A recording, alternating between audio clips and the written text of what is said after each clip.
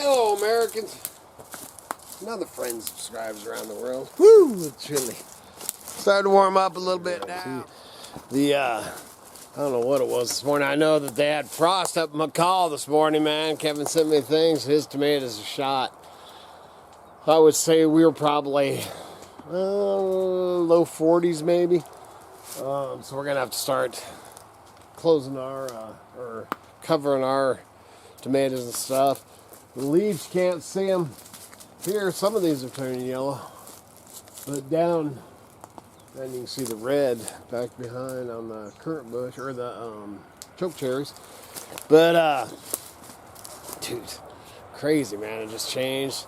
Then, in a week or something, man, it's hazy as heck up there. I know they got some prescribed burns and stuff going on. Man, that looks hazy as all get up right there. Hopefully ain't no fires. But anyway, this morning we are, this is my dang hands warming up, man. So we are organizing, man, and getting this stuff picked up before all hell breaks loose. Supposed to have some chances of rain this week. We got a fishing trip, man. We're gonna be going fishing here in next week. We're gonna take a day off and just go fishing back to the lake. And then right now, taking the stuff, dude. I still have the van loaded down with the stuff from when we did the yard sale, and so I'm cleaning out the flea market shed, is what we call it, with all the fishing stuff. So now I'm going to call this my tackle shop, because I'm going to put all my fishing stuff, hunting stuff, other than my guns, and camping stuff, we're going to put in the front part of this. So this is going to be the tackle shop, and then just getting this stuff, man, just getting ready for the storm. You can hear a lot of, that sounds like traffic, but they're doing a lot of, farming stuff, cutting, hay, doing all kinds of crap. They got a bunch of crap going on over here, and then they got a bunch of crap going on over here, so it's pretty dang noisy out here today.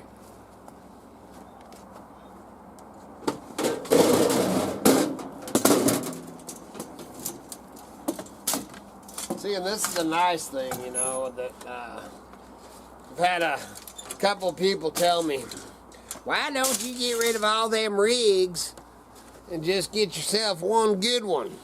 Dude, in my lifestyle, and what we do for a living, and, basically for a living, man, we just live. But we do stuff, we do have to do stuff to make money once in a while. And that's where the van comes in. So hey, I just got me a new truck. So, right now, I'm unloading this. The green bean is over there getting ready to get loaded up for the dump. And then if I make it up to the dump today, they're open today, but they're closed tomorrow and the next day. And then the next day I'll be back up the mountain. So then it would have to be the next day that I would go to the dump if I don't make it today. So, let's say I unload this, or it has been loaded. It's been loaded for 3 weeks. So I unload this, and it's empty. So then I end up loading the green bean with trash, ready to go to the dump. But then I got to go up the mountain. What the heck? Well, hey, I got this beautiful new Dodge, man. I'll take it up the mountain. Oh, and then I got the Exploder over there that's just, that's Miss Kitty's Ford Exploder. So that's just her getting around, if she has to get around without me, which is very rare, but occasionally. But this is our, the van.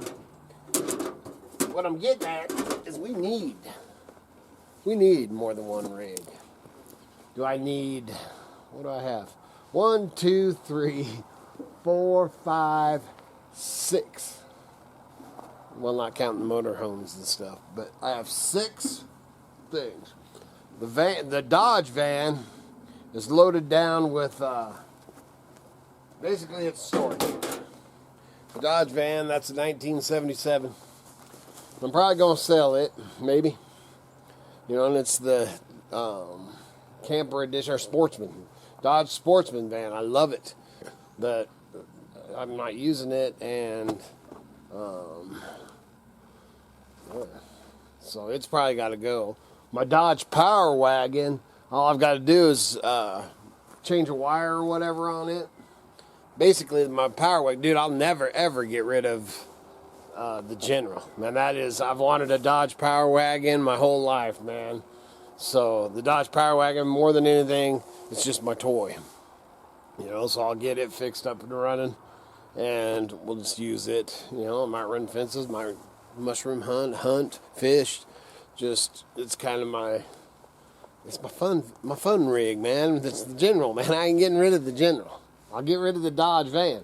You know, I'm a Dodge man. You know, right now I have 4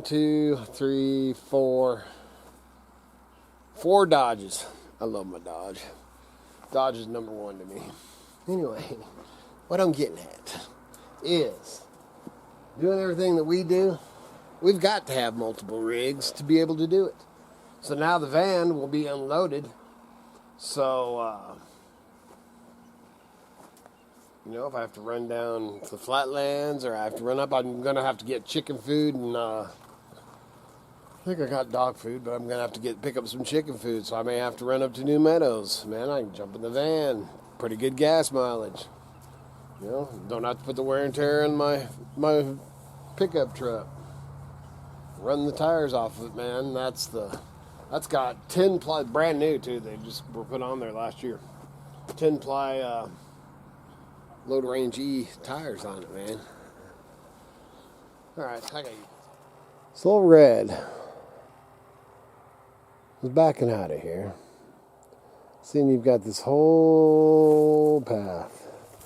I mean, he's got that little truck, you know, man. This is plenty of room if you're looking. And the dumb son of a bitch freaking smashed the shit out of the green bean. That's the second time he's hit the green bean. Dude. I can't remember the other time. I popped it out or something. I don't think I'm just going to pop that out. An old senile bastard.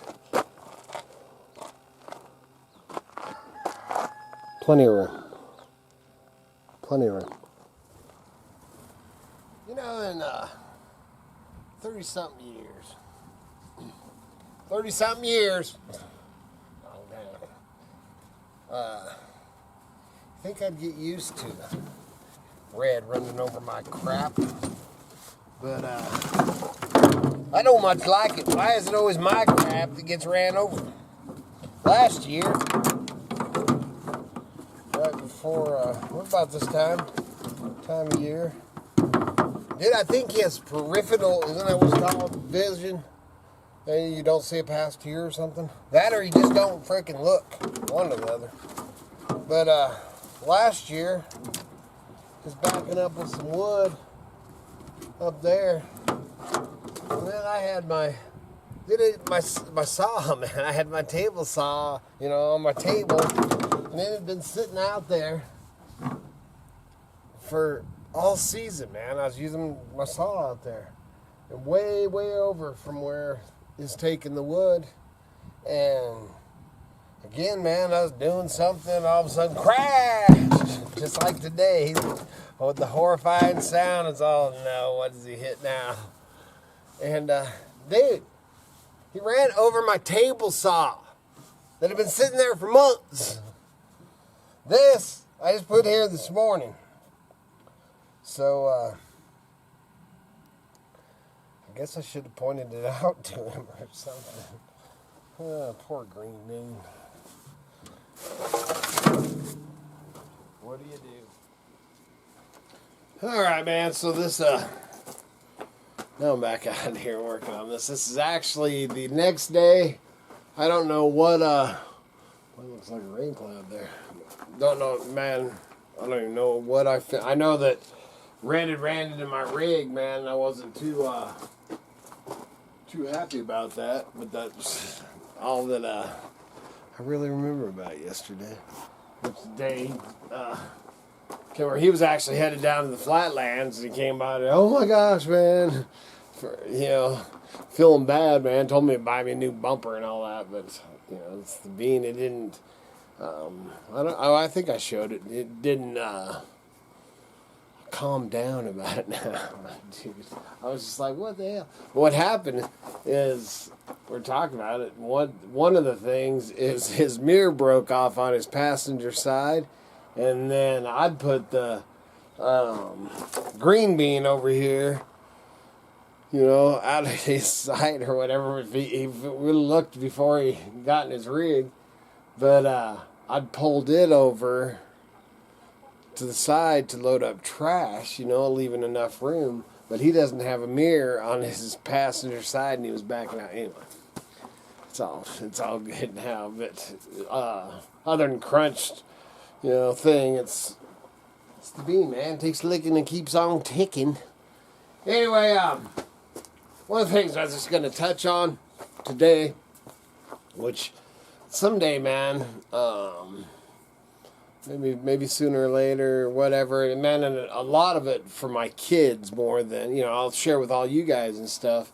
But one of the things, and I actually started a video about my ancestry and all that, and one of the things, man, I'd like to do it for my kids. That's what all these videos started off as being.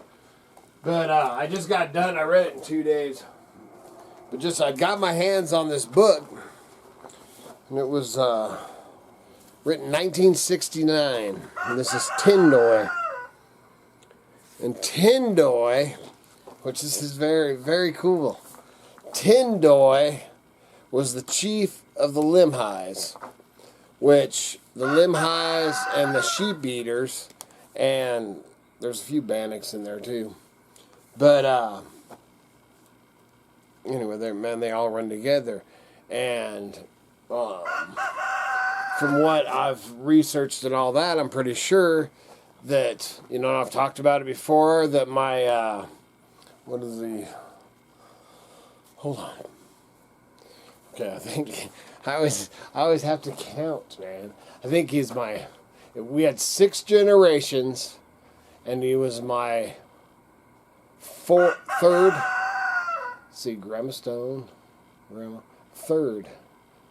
great grandpa. And he was alive when I was born. I've got pictures and stuff of him holding me. When I was born, he was 100 years old. And he ended up passing away at 103. And he was actually born in a wickiup or a teepee. And on the LEMHI reservation, outside Salmon, which the Indian reservation is non-existent now, and this talks about all about it. But when he was, I haven't got the exact age, somewhere between probably 6 or 7 and 15. I'm always trying to dig, trying to find out that kind of stuff from the 1869. It's pretty tough. But anyway, so he was born in the wickiup, lived with the Shoshone Indians or the LEMHI or the sheep eaters on the LEMHI Indian reservation. And I've got this in some papers and stuff, because a lot of people say Sacagawea passed away young, and in his own words, I have it recorded with him, from writing it down, that when he was, I can't remember how old, man, young, he was just young, but he remembers Sacagawea being in the camp and passing away or dying, and he remembers it vividly because she was in so much pain and making so much noise. Very interesting. So, okay. I don't know why I'm going into all this. I need to go like I said, I need to do a video of just about this and then sit down with all my papers.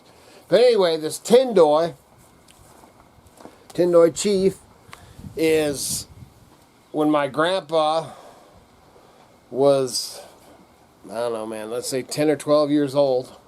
Maybe younger, maybe a little older, probably a little younger. But when he was 10 years old, his mom had passed away, and the only records of her is an Indian woman. That's the only record of her. And then his dad was a French-Canadian trapper. So, you know, he went off or whatever doing his thing. The mom passed away. And so, you know, he was just with the tribe. And somebody came back, and supposedly it's written down that this was the friend of his dad, that his dad was killed. The French-Canadian trapper was killed, and this was the friend of him. But then another piece of paper says that this guy was the dad. So, hard to say. But anyway, it was another French-Canadian trapper, or the same one. And he ended up coming back, and Tendoy gave him permission to take my grandpa, and they went down to, down outside Pocatello. Okay, he ended up taking him down, I think, Soda Springs area, you know, which is eastern Idaho, down, you know, quite a ways, and then, you know, was ranching and farming. And then my great-grandpa did that, and, you know, the LDS or the Mormons had a lot, you know. That's where a lot of these records come from, because he was Mormon, you know, after he got out of that or whatever, got into the Mormon thing. And the Mormons, man, I'll tell you what, you can say whatever you want about Mormons, but man, they keep some good records. So that all aside, man, so very interesting. Someday I'm going to sit down, man, I'll lay out the paper. Dude, I've got a file, you know, of papers, because I take everything I can get, and I'm always, you know, going through this. Dude, I read this book, plus getting stuff done around here, but I read this book in 2 days, man, because, you know, when you're reading through a book, you know, and the date's like 1872, man, you're like, wow, my grandpa was like 4 years old when this was going on, you know, and all. Dude, it's so interesting. That's a car. But, so that, all that, then on the flip side, you know, Miss Kitty, you know, and her family, which the LEMHIS or the sheep eaters came all, you know, their area was from here all the way over to Salmon. And then me and Kitty always laughed, because her family has been in this valley since the first white man. Dude, her family was one of the first white people to put a ranch. The barn's still out here of her family. So that's pretty interesting. You know, and then we were reading some stuff, and that had some problems with some Indians and stuff like that. And I always joked that, oh yeah, man, see, I've been messing with you even before I was born, man. My family was messing with your family. You know? Well, the book that I'm reading now, it's the, I should have brought it out too. It's a sheep eaters book on the sheep eaters. And right in there, it talks about the council area in Adams County. You know, it wasn't Adams County then, but this area, you know, meadows and freaking all this stuff, and talks about the sheep eaters coming down and the white people having to chase them off. So it was pretty fun. Me and Miss Kitty got a kick out of that, and the kids.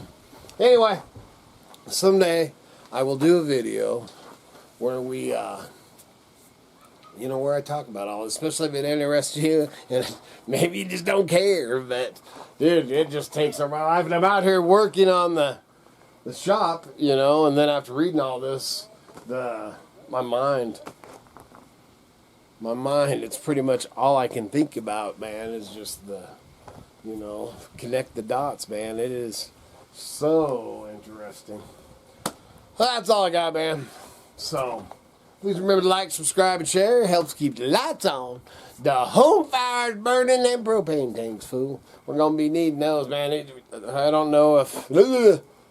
Oh, this morning, you didn't see me this morning. This morning, man, it was long sleeves and stocking hat. I think I had a stocking hat on yesterday morning, too. The mornings are cold, and we may have ended up losing our tomatoes. We are going to put sheets and stuff on it tonight. They predicted, I think it was 40 or 42, and it actually got down to 34. Up in McCall, Kevin ended up getting heart failure. I think it was below 30 degrees up there. So it was real dang cold. It's here, man. It's coming. It's coming. So, good Lord willing. And them creeks don't rise. We'll be back in tomorrow. See ya.